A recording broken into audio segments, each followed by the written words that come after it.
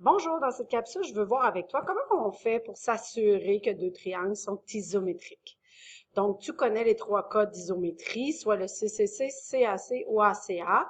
Qu'est-ce qu'ils veulent dire? Ils veulent dire que si tu connais, par exemple ici, les trois côtés de tes deux triangles, ben nécessairement que les deux triangles sont isométriques. Le cas CAC, il faut que tu connaisses un angle et les deux côtés qui forment cet angle-là, comme dans mon exemple ici.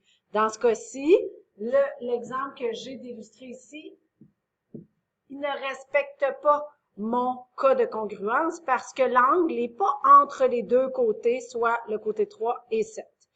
Et même chose pour le ACA. Donc, mes triangles sont nécessairement isométriques si je connais un côté qui est le même. Donc, comme par exemple ici, je connais le côté 3 et que ce côté-là soit formé des deux mêmes angles, soit ici l'angle de 100 et l'angle de 40. Encore une fois, l'exemple que j'ai mis ici, bien, puisque les angles sont pas au bon endroit, je peux pas dire que mes triangles sont nécessairement identiques. Donc, comment je vais utiliser ces théorèmes-là pour trouver des paires de triangles qui sont isométriques? Allons voir ici. Donc, si j'observe là, dans ma situation, ici, j'ai 8 triangles. J'aimerais trouver, est-ce qu'il y a des triangles que tu es sûr qui sont identiques? Donc là, moi, une stratégie que j'utilise, c'est que je vais les mettre en couleur. J'aime beaucoup la couleur. Je vais aller mettre en couleur les éléments qui sont identiques. Donc, dans ta situation ici, bien là, par exemple, le côté 2.6 sur chacun des triangles, je vais aller le mettre de la même couleur, soit de la couleur jaune. Est-ce que j'en ai d'autres? Non. Ensuite, je vais aller mettre, par exemple, en mauve, le côté 5. Donc, si j'ai un côté 5, j'ai un côté 5, j'ai un côté 5, j'ai un côté 5. Et finalement, en turquoise, allons mettre la côté 6.4, 6.4, 6.4, et c'est tout. Donc, initialement, là, juste avec un coup, avec un peu de couleur sur tes triangles, tu peux observer tes triangles. Il y en a-tu qui semblent se ressembler? Il y en a-tu que j'ai assez d'informations pour dire qu'ils sont pareils? Moi, il y a une chose que je vois tout de suite apparaître. C'est le triangle D.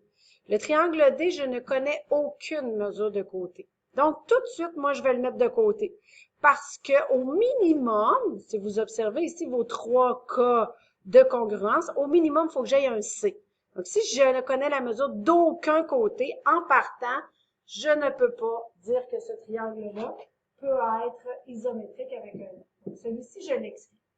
Ensuite, on va y aller par déduction. Est-ce que je connais des triangles où je connais la mesure des trois côtés? Dans ce cas-ci, j'ai toujours colorié un ou deux côtés, donc je n'ai pas de situation où je connais les trois côtés. Poursuivons. Est-ce que j'ai des situations où j'ai colorié deux couleurs puis que j'aurai les deux mêmes couleurs dans mes deux triangles? Donc, si on observe, ben là, j'ai quatre triangles ici qui ont le côté jaune et mauve. Jaune et mauve, jaune et mauve, jaune et mauve. Donc, probablement ici que je vais avoir des triangles qui sont identiques. Mais il ne faut pas juste avoir deux côtés. Il faut avoir deux côtés et un angle. Et il faut que l'angle soit entre les deux côtés que tu as mis en couleur. Donc là, si on y va par déduction, ici, jaune, mauve et j'ai l'angle de 105. Ici, jaune, mauve, je ne connais pas l'angle entre mes deux côtés. Donc ici, par le fait que je ne connais pas l'angle entre mes deux côtés, je ne peux pas l'associer à aucun autre triangle. Donc celui-là, je vais l'exclure. Je continue. Jaune, mauve. Ici, je connaissais le troisième côté. Donc ici, je m'étais trompée tantôt. J'ai oublié de le mettre en couleur, mais de toute façon, je n'en avais pas d'autre. Et si je vais avec le G, jaune, mauve, mais là, je connais deux côtés, mais pas le troisième. En fait, j'ai pas fait le calcul pour le troisième. Donc ici, mon troisième angle, puisque je sais que la somme des trois angles dans un triangle de 180 degrés, tu peux utiliser cette propriété-là et tu vas déterminer que l'angle qui est là va être un angle de 105. 105. 105, est-ce que c'est le même angle que j'ai ici? Oui. Donc là, j'ai mes trois éléments. J'ai un côté jaune, un côté mauve et un angle. Tout ce qui me reste à vérifier, est-ce que l'angle est entre mes deux côtés dans les deux triangles? Et oui, c'est bien le cas.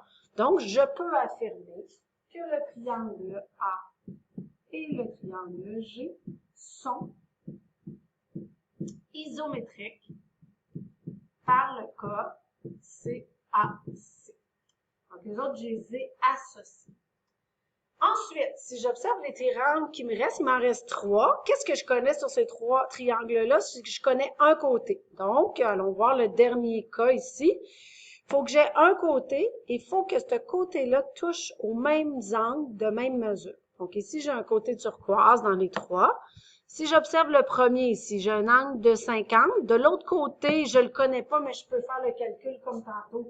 Et j'obtiens 25. Donc, ici, le côté turquoise, il touche à...